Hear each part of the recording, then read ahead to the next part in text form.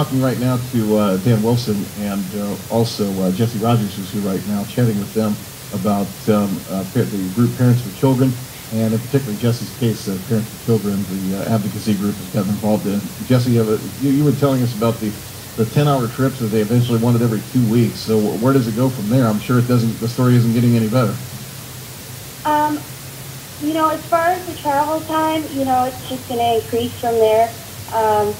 And what I have a big problem with personally, is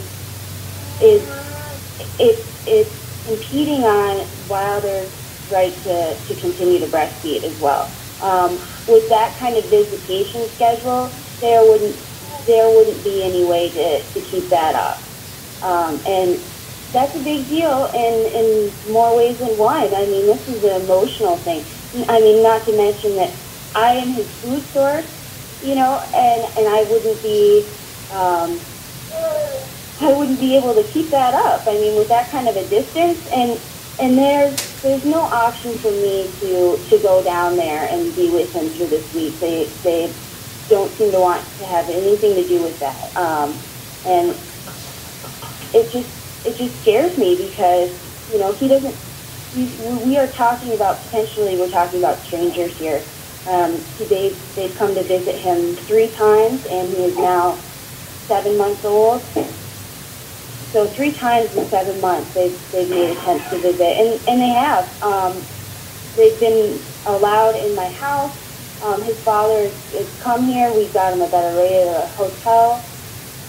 He came into our home. We ate meals with us. And this all kind of came out of the blue. And I just don't understand their reasoning for wanting to impede on this. So Dad, just as a backstory, so Dad fought for custody, and this is the custody arrangement the judge in Mackinac County agreed to, correct? Well, actually, this came out of the referee. Well, this came out of the friend of the court, then? Well, actually, the referee he has made this recommendation to the friend of the court.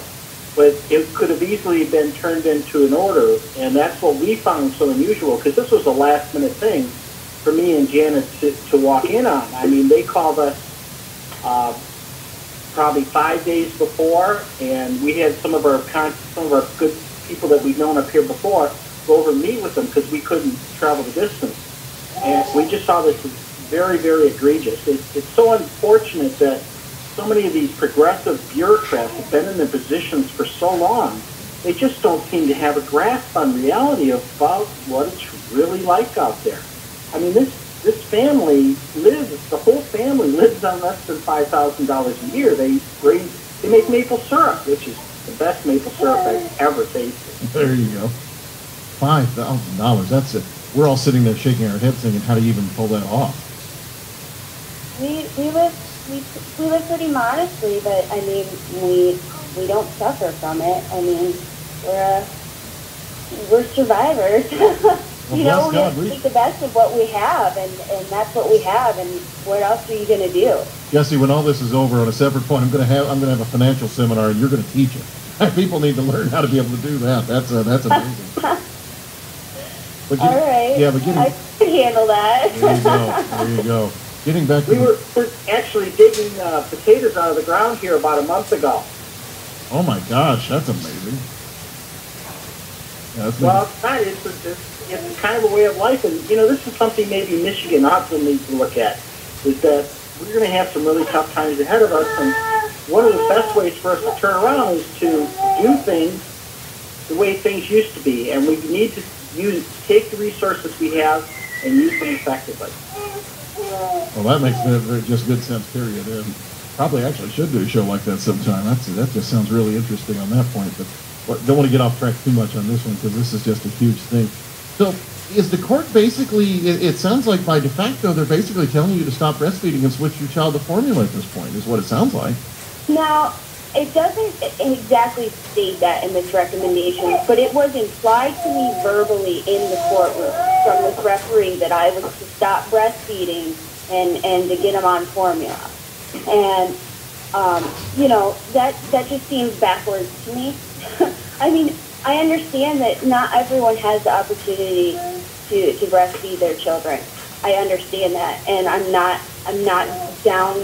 naysaying anyone that has to feed formula to their child, but I have the opportunity to continue that and to continue that relationship. That's a big thing for me, is that this is an emotional thing that will stay with Wilder for the rest of his life. I mean, he may not remember, the actual feeding, but he will hang on to that connection and will always have that. Well, and not just that, but even just take it to a medical situation. I mean, there is tons of studies. Dan, I'm sure you've seen some that talk about that they're trying to get mothers to go back to breastfeeding because of the incredible health that it does for the child, especially in brain development. Yeah, I totally agree, and it's like I said, we found it very unusual. We walked in at the last minute, and of course this family couldn't. There's no way they could afford to hire us. We love this area. We have a lot of friends over the last 10, 12 years that we've been up here, and we just saw this was horribly atrocious. And when we lose one family in Michigan, we lose everything. So what happens from here? I mean, that's the current court order as stands. Dan, where does things walk from this level? Well, Janet has immediately filed for a de novo hearing in front of Judge Graham there in Mackinac County. The hearing is going to take place at 2 o'clock on Monday, and we're hoping that in his wisdom he sees the necessity that this is a Michigan child. We need to take care of Michigan first, not take care of some supposedly gender-biased attitude by a referee. And we're going to be having a rally there at the Mackinac County Courthouse. We're expecting a huge turnout, and we've been getting a lot of good attention. And I can't thank the Tea Party people in the northern Michigan are the most organized that I've ever seen, and they're going to be getting a lot of flyers out for us, and it's kind of like we're coming together for Michigan. And maybe it's just one family, it's just one Jessie, just one baby, just one more reborn family, but it's all of us coming together. Yeah, Ben Duff and the gang at Northern Michigan Liberty Alliance is just a super group, and I'm glad they're involved with this.